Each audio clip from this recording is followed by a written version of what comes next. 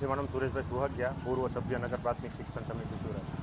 આ જે વિસ્તાર છે, પૂણાગામ વિસ્તાર છે, પૂણાગામની અંદર આવેલી મારુતિનગર સોસાયટીનો આ રસ્તો કે જે કૃષ્ણાનગર પીર દરગાહની સામેથી કૃષ્ણાનગર થઈ અને બીઆરટીએસ સુધી જતો રસ્તામાં 6 થી 7 સોસાયટીના લોકોને કાયમ ચાલવા માટેનો એકમાત્ર રસ્તો છે. આ રસ્તા ઉપરથી રોજે 10,000થી વધારે લોકો પસાર થાય છે.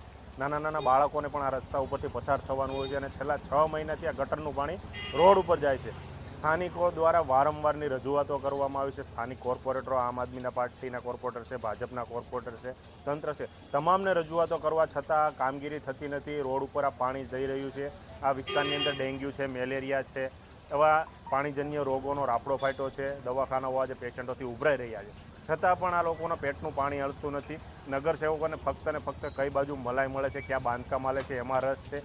લોકોના જે પ્રશ્નો છે એમાં કોઈ પણ જાતનો રસ નથી.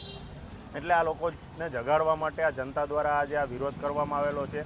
બંને પાર્ટીના ઝંડા લગાવી અને બેનર સાથે વિરોધ પ્રદર્શન કરવામાં આવેલો છે કે આ ભાજપ ભાઈ ને ગટરનું પાણી રોડે જાય. કારણ કે આ પાણી જે છે 6 મહિનાથી રોડ ઉપર વહી રહ્યું છે. આના નિકાલની કોઈ વ્યવસ્થા કરવામાં નથી આવતી ને લોકોને મરણ પથારી આ લોકોએ છોડી દીધા હોય એવું લાગી રહ્યું છે.